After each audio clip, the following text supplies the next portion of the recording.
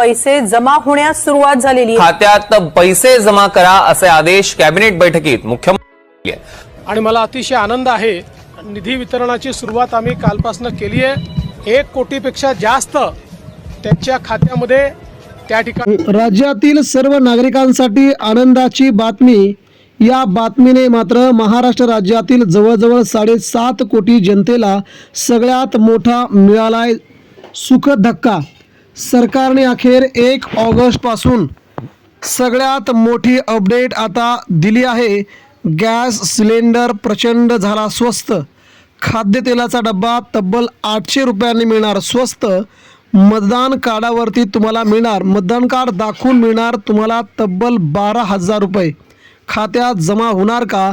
आणि युवा वर्गात दरमहा युवा बेरोजगारांना सरकारकडून सगळ्यात मोठं गिफ्ट 5,000 रुपये वाटले जाणार। यासह महाराष्ट्र राज्य सरकारने अखेर महिलांसाठी आणि 60 वर्षांच्या पुरुषांसाठी देखील या महत्त्वाच्या बँकेत आणल्या योजना। महिन्याला 750 रुपये बँक खात्यावरती होणार जमा। सविस्तर अपडेट काय आहे ती आपण आता जाणून घेऊया। सध्या महाराष्ट्र राज्याच्या सगळीकडेच अनेक दावे सर्वत्र पसरत आहेत। कोणते नियम खरोखर बदलले आहेत? 1 ऑगस्टपासून तुमच्या बँक खात्यावरती सर्वात मोठी उलाढाल होणार असून हे आज आपण व्हिडिओमधून समजून घेणार आहोत। पहिल्यापासून आपण बातमी जाणून घेऊया। गॅस सिलेंडरचे दर वाढले की कमी झाले? मित्रांनो, पहिला आणि सर्वात मोठा दावा केला जात आहे तो म्हणजे गॅस सिलेंडर प्रचंड स्वस्त झाला आहे। होय, तब्बल 200 ते 500 रुपयांनी गॅस सिलेंडर स्वस्त करण्याचा सरकारने मोठा निर्णय घेतला आहे। दर महिन्याच्या 1 तारखेला भारतातील ऑइल मार्केटिंग कंपन्या गॅस सिलेंडरच्या दरांचा आढावा घेतात।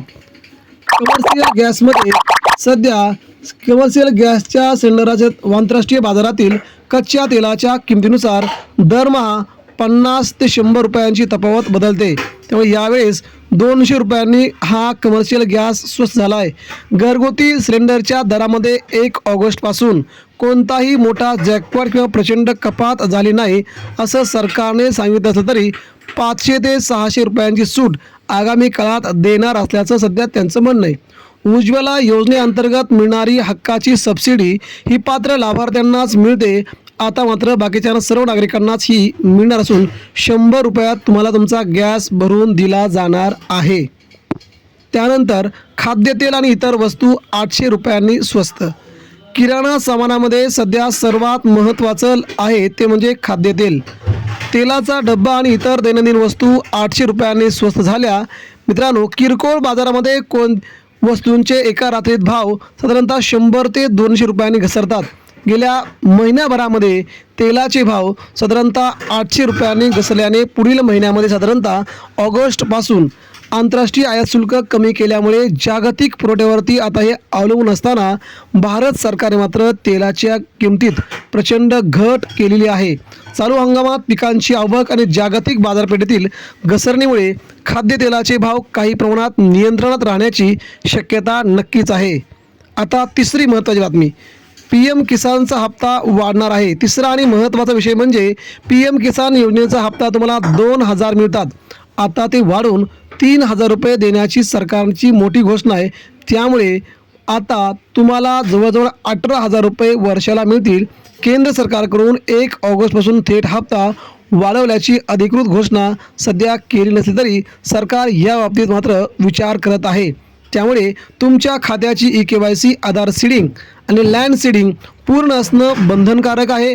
ज्या शेतकऱ्यांचे EKYC पूर्ण आहे त्यांचा हप्ता अडकू शकतो। पुढची आणि महत्त्वाची बाब म्हणजे 5वा विभाग म्हणजे रेशन धान्य दुकानावरती आटा आनंदाचा शिदा या अंतर्गत 12 वस्तू मोफत। महाराष्ट्राचे मुख्यमंत्री असणारे एकनाथ शिंदे यांनी त्यांच्या कालावधीमध्ये जवळजवळ 26 वस्तू आनंदाच्या शिद्यामध्ये मोफत देण्याचा सरकारने मोठा निर्णय घेतला होता।